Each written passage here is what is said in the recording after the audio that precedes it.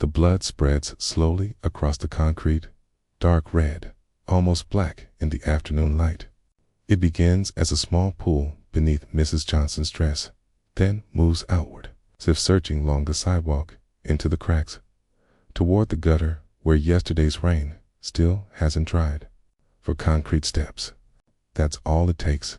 Her right hand is pressed against her belly, 7 months pregnant. Her other hand is braced on the bottom step, keeping her head off the ground. She isn't screaming. She isn't moving. She's only breathing short, quick breaths through her teeth. Above her, the top of the steps, Vincent Esposito stands frozen. 3 seconds. That's how long it takes before his mind catches up with what his hands have done. Then he walks away, not running, walking, hands in his pockets, head down, like any man strolling Lenox Avenue on a Friday afternoon. Like he didn't just shove a pregnant woman down 4 concrete steps in front of a grocery store with 6 people inside. Mr. Chen is the first to come out. He's 63. He's run Chun's Grocery on Lenox Avenue for 18 years, 14-hour days, 6 days a week. He doesn't run anymore. His knees hurt. His back is worse. But now he runs. He drops to his knees beside Mrs. Johnson. His hands hover above her, unsure where to touch. Mrs. Johnson, can you hear me? She barely nods. Her eyes stay closed. I'm calling an ambulance. Don't move. Please don't move. Chen stands, rushes back inside, grabs the phone with shaking hands, and dials. The operator answers. Emergency services. Ambulance. Pregnant woman fell. Lenox Avenue. Chen's Grocery. She's bleeding. What's the address? Chen gives it. The operator says help is on the way. Chen hangs up. He knows how long an ambulance takes to reach Harlem for a black woman. He goes back outside. Mrs. Johnson hasn't moved. 32 minutes pass before the ambulance arrives. Mr. Chen kneels beside her the entire time. He removes his apron, folds it, and places it beneath her head. She doesn't speak, doesn't open her eyes, only breathes, her hand still pressed to her belly. A crowd forms. 8 people. 10. They stand in a semicircle on the sidewalk, silent, watching, waiting. A woman, Mrs. Patterson, from 2 blocks away, kneels on the other side. She's had 6 children. She knows what this means. She says nothing. She simply takes Mrs. Johnson's free hand and holds it. At 3:09 p.m. 32 minutes after the call, the ambulance turns onto Lenox Avenue. No siren, no urgency. It stops. 2 white paramedics step out. They take their time pulling the stretcher from the back. They walk over and look down at Mrs. Johnson. What happened? She fell down the steps. She's pregnant. One paramedic kneels and checks her pulse and blood pressure. Professional. Distant. How far along? 7 months, Mrs. Patterson answers. 28 weeks. The paramedic looks at his partner. Something passes between them, something that makes Chun's stomach sink. They place Mrs. Johnson on the stretcher and load her into the ambulance. Chen tries to get in. Family only. The doors shut. The ambulance drives off. Still no siren. Chen remains on the sidewalk. Her blood is still there, dark stain on the concrete where she fell. He goes back inside, lifts the phone, and makes another call. Small's Paradise. I need to speak to Illinois Gordon. It's Harlem Hospital. 3rd floor. Maternity ward. Mrs. Johnson lies in a curtained bay in the emergency area. 2 nurses. 1 doctor, Dr. Robert Freeman. He is black, one of 12 black doctors in New York. He works 18-hour shifts because too few doctors will treat black patients. He's examining Mrs. Johnson. When Bumpy Johnson arrives, Bumpy doesn't check in. He doesn't ask directions. He walks through the ward like he already knows where he's going because someone told him. Illinois Gordon is waiting in the hallway outside the bay. Illinois sees Bumpy coming. Boss. Bumpy walks past him and pulls back the curtain. Dr. Freeman looks up. The nurses step aside. Bumpy moves to the bed and looks down at her. She is awake, staring at the ceiling, tears sliding silently down her face. Bumpy takes her hand. She turns her head to look at him. They can't find a heartbeat. Bumpy's expression doesn't change. Dr. Freeman speaks, his voice low and professional. Mr. Johnson, your wife suffered significant trauma from the fall. The placenta has separated from the uterine wall.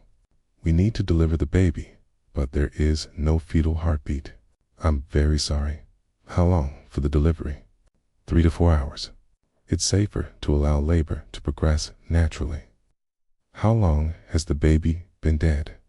Dr. Freeman pauses. Based on the injuries, likely shortly after the fall, maybe 30 minutes after, possibly less. Bumpy nods once and looks at him. She gets a private room. The best you have. The maternity ward. Bumpy removes his wallet, counts out $500, and places it beside the medical instruments. She gets her own room. Dr. Freeman looks at the money, then at her, then at Bumpy. Room 314.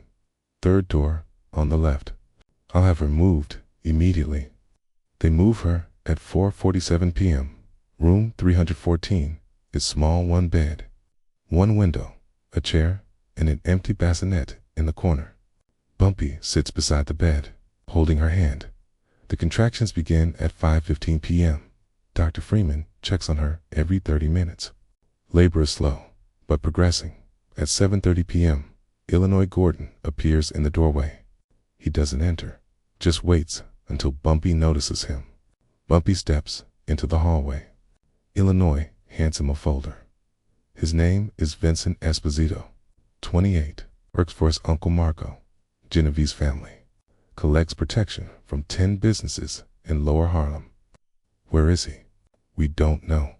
He went home to his apartment on Mulberry Street, but he's not there. Probably realized what he did. We're on it. Willie's watching the apartment. Marcus is talking to people in Little Italy. We'll know by midnight. Bumpy looks back toward room 314. What do you want done when we find him? Nothing, not yet. I want to be there. Illinois nods. How is she? She's in labor. Illinois' face stays the same, but something shifts in his eyes. I'm sorry, boss. Bumpy doesn't answer. He returns to room 314 at 8:47 p.m. She delivers. Dr. Freeman catches the baby, a fully formed boy, 28 weeks, perfect, not breathing. He cuts the cord, wraps the child in a white blanket, and places him in her arms. She looks down at him, touches his face, his hands, his perfect small fingers. William Marcus, she whispers. That's your name? William Marcus Johnson. She holds him for 20 minutes. Then Dr. Freeman takes the baby, places him in the bassinet, and covers him with the blanket. She turns her face to the wall. Bumpy stands and walks to the bassinet. He looks down at his son, William Marcus Johnson, born March 14, 1952. 8:47 p.m., died March 14, 1952. Approximately 3:30 p.m., he stands there for 5 minutes without moving or speaking. Finally, he reaches down and touches his son's hand with one finger. Cold. He turns to her, facing the wall. I don't want him dead. I want him broken. I want him to need someone to feed him, dress him, wipe him. I want him to be what he killed, helpless, dependent, suffering. Can you do that? Yes, I promise. She turns to look at him. Her eyes are dry. No tears, remain lonely, something cold, hard, and final. Make him suffer. By midnight, they know everything. Vincent Esposito, 28 years old, lives with his parents, Tony and Maria Esposito, at 247 Mulberry Street, second floor apartment. Never lived anywhere else. Works for his uncle Marco Esposito, a Genevieve's capo. Runs protection, gambling, loan sharking. His territory covers 3 blocks in Lower Harlem, 10 businesses, $50 a week from each. Small time, attest. Family business. Bellinate restaurant. Tony's place, 20 years. Esposito trucking 12 trucks, run by his older brother. various gambling operations. Marco is worth maybe $200,000 total. Vinny's routine is fixed collections on Friday afternoons, drinks at Johnny's bar on Friday nights, Sunday dinner at Marco's house in Queens. Predictable. His current location is unknown. Illinois. Willie Lee, Marcus Cole, and Quick Jackson sit in Bumpy's office on 132nd Street. The back room door is closed. Bumpy spreads the information across the table. We have 48 hours. After that, the Genovese family realizes what's happening and moves to stop us. So we move fast. What's the play? Willie asks. We take everything, the businesses, the money, the reputation, and we take Vinny. Kill him. No, Ma wants him alive. She wants him broken. Marcus speaks. He's the quietest of Bumpy's men, the most precise. You want him paralyzed? Yes. How paralyzed? Completely. From the neck down. Can't move. Can't feed himself. Can't do anything. Like a baby. Marcus is silent for a moment. That's possible, but it's surgical. You have to break the spine at exactly the right place, the C1 vertebra, where the spine meets the skull. Break it clean. You sever the spinal cord. He's paralyzed, but you don't damage the brainstem. That would kill him. Can you do it? I've done it once. Korean War. Chinese prisoner. An officer wanted him alive for questioning, but immobile. I used a rifle, but it worked. Will you do it? Marcus looks at Bumpy. What did he do to my? He pushed her down concrete stairs. She was 7 months pregnant. She lost the baby. Marcus nods. I'll do it. Vinny is at his Uncle Marco's house in Queens. Marco called him after hearing what happened and told him to come immediately. Bring nothing. Tell no one.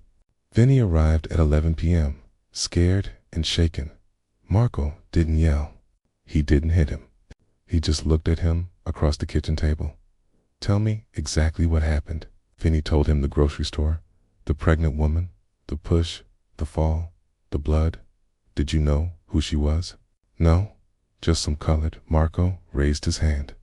Don't say that word. Not to me. Not ever again. Uncle Marco, do you know who that woman is? No, Ma Johnson, wife of Ellsworth, Bumpy Johnson. Vinny's face turned white. You pushed Bumpy Johnson's pregnant wife down the stairs. She lost a baby.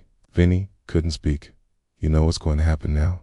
Bumpy Johnson is going to destroy us. Not kill us, destroy us.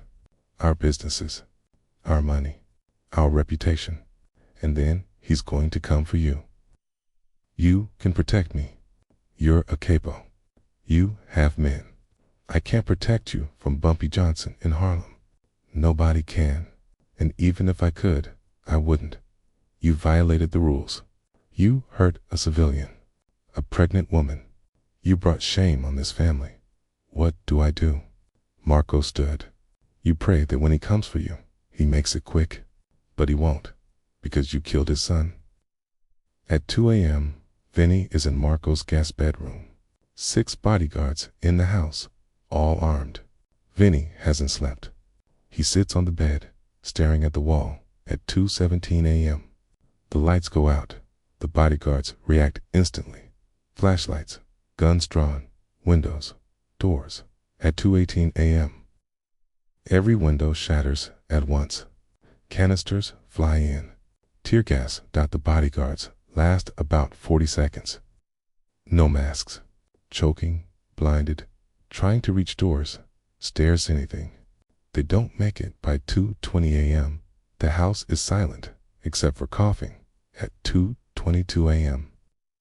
Bumpy's men enter, 4 of them, wearing gas masks, moving room to room. They find Vinny in the guest bedroom, on the floor, crawling toward the window, crying and coughing. Marcus Cole pulls him to his feet. Vincent Esposito. Vinny nods. You're coming with us. They take him to an abandoned warehouse in Red Hook, Brooklyn. No cameras. No witnesses. Inside, there's nothing but a single metal chair bolted to the concrete floor. They sit Vinny down, zip tie his wrists to the armrests and his ankles to the legs. Then they wait. At 3:15 a.m., Bumpy walks in alone. No other men. He's wearing the same clothes from the hospital, a gray suit, white shirt, no tie. The shirt is stained with blood from the delivery. He walks up and stops 3 feet from Vinny. He doesn't speak. He just looks at him. Vinny is crying, mucus running down his face. His mouth moves, trying to form words. Bumpy waits. Finally, Vinny manages to speak. Please, please, I'm sorry. I didn't know who she was. I swear, I didn't know. Bumpy says nothing. It was an accident. I didn't mean to. You pushed her. Vinny stops and looks at him. You put your hands on my pregnant wife. You pushed her down concrete stairs. 4 stairs. That's all it took. 4 stairs. And my son is dead. I'm sorry. You're not sorry you did it. You're sorry she was my wife and not just some random colored woman you thought you could push around. No. If she wasn't my wife, if she was just some woman whose name you didn't know, you'd be at Johnny's bar right now, drinking, laughing about it. This colored woman got in my way, so I moved her. That's what you'd be saying. Vinny doesn't answer, because it's true. Bumpy steps closer. My wife asked me not to kill you. Do you know why? Vinny shakes his head. Because death is mercy. Death is easy. She doesn't want it easy for you. She wants you to suffer. She wants you to feel what she feels, helpless, unable to do anything, dependent on others for everything. Understanding slowly spreads across Vinny's face. So this is what you're going to become. You're going to be what you killed. A baby, unable to move, unable to feed yourself, unable to use the bathroom on your own for the rest of your life. Please, please, just kill me. No. Bumpy turns toward the door. Marcus Cole enters, carrying something wrapped in cloth. He sets it on the floor and unwraps a metal bar, 3 feet long, weighted at one end. He lifts it and tests the weight. You've done this before, Bumpy says. Not a question. Once. Korea. It worked. Show me where you'll hit him. Marcus steps behind Vinny's chair and points to the base of his skull. Here, the vertebra where the spine meets the skull. Break it clean. The spinal cord severs. Everything below the neck stops working, but the brainstem stays intact. He can breathe. He can swallow. His heart will keep beating, but he won't move arms, legs, fingers, nothing. Will he be able to speak? Maybe. Depends on diaphragm control. It'll be weak, a whisper, but he'll know. He'll know what happened every day for the rest of his life. Bumpy looks at Vinny. Last chance to beg. Vinny is hyperventilating, pulling at the zip ties around his wrists. They don't budge. Please, please, I have money. My uncle has money. We'll give you anything. I don't want your money. I want you broken. Bumpy nods to Marcus. Marcus positions himself, measures the distance and angle, and raises the bar. Don't move. If you move, I might kill you by accident. Vinny sobs. Please, please. Marcus swings. The sound is bone on bone, a sharp crack that echoes through the warehouse. Final, Vinny screams and stops. His mouth hangs open. His eyes are wide, but no sound comes out. Marcus steps back and watches. Vinny's hands remain on the armrests. He tries to move them, tries to clench his fists. Nothing. He looks down, stares, tries again. Nothing. His legs. He tries to move them, to stand, to kick. Nothing. Panic floods his face. His breathing becomes fast and shallow. He tries to scream. It comes out as a whisper. I can't move. Marcus kneels in front of him, pulls a small pen light from his pocket, and shines it into Vinny's eyes. Both pupils respond. He touches Vinny's arm. No reaction. He pricks Vinny's hand with a pocket knife. Vinny doesn't flinch. Can you feel this? Vinny stares at the small bead of blood forming on his hand. No. Marcus touches his face, his neck above the break. This? Yes, the break is clean. Complete severance at C1. Quadriplegic. Permanent. His face works. His voice barely works. Everything below the neck is gone forever. Bumpy looks at Vinny.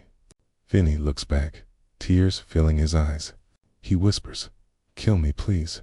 Just kill me." No, you live. You live and you remember. Every day, every hour, every minute. What you did, what it cost you, what it cost your family. Please, you'll wake up tomorrow in a hospital bed. You won't move. You won't feed yourself. Someone else will dress you, wash you, feed you, clean you when you soil yourself, because you won't control that anymore. Vinny cries, silent tears rolling down his face. And every day for the rest of your life, you'll wish I killed you. But I didn't, because that's what my wife wanted. She wanted you to suffer. Bumpy turns to Marcus. Clean him up. Take him to Queen's General. Leave him at the emergency entrance. Boss, if we cut him loose, he can't move anyway. I know. Leave him in the chair. Let them find him like this. Let them see what happens to people who touch my family. Queen's General Hospital. Emergency entrance. The night security guard spots a black van with no plates idling in the ambulance bay. He walks toward it, pulls away before he reaches it. On the ground sits a metal chair with a man strapped to it. The guard approaches. The man is conscious, eyes open, mouth moving. The guard kneels. Sir, can you hear me? The man's lips move. No sound at first, then a whisper. Help me. The guard sees the zip ties and tries to loosen them. Too tight. I'll get help. Hold on. He runs inside and returns with 2 nurses and an orderly. They wheel the chair into the emergency room under the lights. They see a note pinned to the man's shirt. Vincent Esposito. C1 spinal fracture. Quadriplegic. This is justice at 5:30 a.m. The on-call neurosurgeon, Dr. Kenneth Walsh, examines him. X-rays confirm a complete fracture at C1. The spinal cord is severed. A clean break. Dr. Walsh has seen injuries like this before: car crashes, diving accidents, falls, but never one this precise. Can you fix it? A nurse asks. Dr. Walsh studies the X-ray for a long M.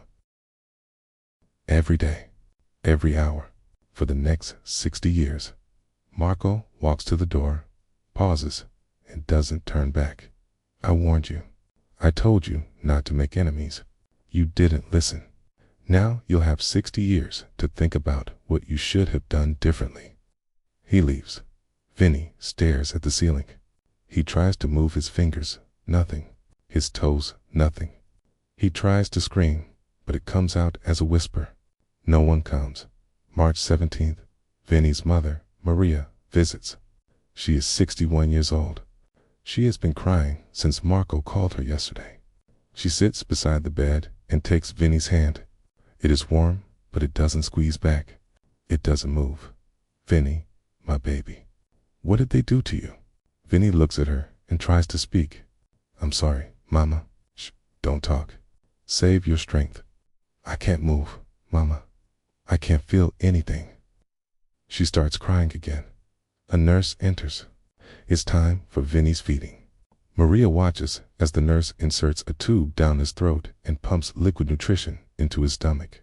She watches the catheter bag being changed. She watches as the nurse turns him on his side to prevent bed sores. Vinny doesn't help. He can't. The nurse does everything. Maria can't watch anymore. She leaves. In the hallway, she leans against the wall and cries. March 25th, Vinny's father, Tony, visits. He doesn't sit. He stands at the foot of the bed. The restaurant is closed. The health department found violations. It'll cost $50,000 to fix. We don't have $50,000 because we're paying for you. Your medical bills, your care, your wheelchair, Your nursing home. Everything. Vinny tries to speak. Papa, you destroyed this family. 40 years building that business. 40 years. And you destroyed it in one afternoon because you couldn't keep your hands to yourself. Tony leaves without saying goodbye. Later that day, Vinny is discharged from the hospital. He doesn't go home. He can't. The apartment has stairs, no elevator, no wheelchair access. They take him to a nursing facility in Queens, a Medicaid facility. Old building. 40 patients. 2 nurses on duty at a time. Vinny shares a room with 3 others. All elderly. All dying. Vinny is 28 years old. The nurses come every 4 hours. They feed him, change him, turn him to prevent sores. Between visits, Vinny stares at the ceiling. He can't change the channel on the wall-mounted TV. He can't reach the call button. He can't do anything. He lies there and waits. 1955. 3 years. Later, Vinny is 31 years old. He hasn't moved in 3 years. Not his arms. Not his legs. Nothing below his neck. He has a pressure sore on his lower back. The nurses turn him every few hours, but it's not enough. The sore is infected. It smells like rot. He has pneumonia again, his 4th time. When you can't move, fluid builds in your lungs. You can't cough it out. It just sits there and festers. His father hasn't visited in 2 years. His mother comes every Sunday. She stays 10 minutes, maybe 15. She holds his hand, cries, and leaves. Uncle Marco paid for the nursing home the first year, then stopped. Said the family couldn't afford it anymore. Now, Medicaid pays. The state gives the nursing home $47 a day for Vinny's care. The nurses do their best, but there are 40 patients and 2 nurses. You do the math. Vinny waits. 1968 years. Later, Vinny is 36 years old. He's been transferred to another facility. The first one closed after budget cuts. This one is worse, 6 patients to a room. 1 bathroom. 1 window. The man in the bed next to Vinny died last week. They haven't replaced him yet. The bed is empty. The smell remains. Vinny's father died last year. Heart attack. The restaurant had closed 5 years earlier. Tony never recovered from losing it. Vinny's mother is 70. She can barely walk. She doesn't visit anymore. She can't afford the bus fare. Vinny's brother moved to Florida in 1957. He hasn't called since. Uncle Marco is in federal prison, racketeering. 20 years. Vinny is alone. Every day a nurse he doesn't know feeds him, changes him, turns him. Every night he stares at the ceiling and wishes he had died on March 14th, 1952. But he died in single quotes 1975, 23. Years later, Vinny is 51 years old. He hasn't spoken in 6 years. His vocal cords still work. He just has nothing to say. His mother died in 1972, heart failure. She was 83. Only a priest and 2 neighbors attended the funeral. Vinny wasn't told until 3 weeks later. A social worker mentioned it casually while updating his file. "Oh, and I see your mother passed. My condolences." That's how he found out. This is his 4th nursing facility. Bronx, state-run, Medicaid only. Staff changes constantly. The pay is bad. The work is brutal. No one knows Vinny's name. To them, he's just the quad in room 7. The one with no visitors. The one who will be here until he dies. 1990. 38 years later, Vinny is 66. He's been paralyzed longer than he was able-bodied. He's lived in nursing homes longer than he lived in his parents' apartment. He's forgotten what it feels like to move his hands. Sometimes he dreams he's running, fast, free. He wakes up staring at the ceiling. Still can't move. A new social worker visits. Young, fresh out of school. Reviewing old cases. "You've been in the system since 1952. That's 38 years. Vinny doesn't respond. It says your injury was non-accidental. That's unusual. Do you want to talk about what happened? Vinny speaks for the first time in 15 years. I pushed a pregnant woman down the stairs. She lost her baby. Her husband did this to me. The social worker writes something down. I'm sorry that happened to you. Vinny almost laughs. She's sorry for what happened to him, not for what he did. She leaves. 1995. 43. Years later, Vinny is 6'7", early morning, still dark. A nurse checks vitals. Bed 1 fine. Bed 2 fine. Bed 3-Vinny. No pulse. The doctor pronounces Vincent Esposito dead at 6:17 a.m. March 14th, 1995. Exactly 43 years after you pushed Mame Johnson down for concrete steps. Cause of death: respiratory failure, pneumonia, complications from quad, LEGIA. No next of kin. No funeral. The state buries him in a potter's field on Hart Island. No headstone. Just a number, 6891. That is Vincent Esposito's legacy. 2007. Mame Johnson is 86. She's writing a memoir with a journalist. They sit in her apartment on 141st Street. The journalist asks about Bumpy, about his death, then asks about the Italian mobster. Yes, Mame says. What happened to him? He lived 43 years alone. That was worse than death. Did you ever regret asking Bumpy not to kill him? No, death would have been mercy. He didn't deserve mercy. Did you ever think about him? Every day. For 43 years. Do you think he suffered enough? No suffering brings back my son. But yes, he suffered. 3 graves at Woodlawn Cemetery. Bumpy Johnson. Mame Johnson. William Marcus Johnson. Born March 14, 1952. Died March 14, 1952. Every year, flowers appear on his grave for concrete steps. 1 push, 1 baby dead. 43 years of suffering. Not a story of revenge. A story of justice.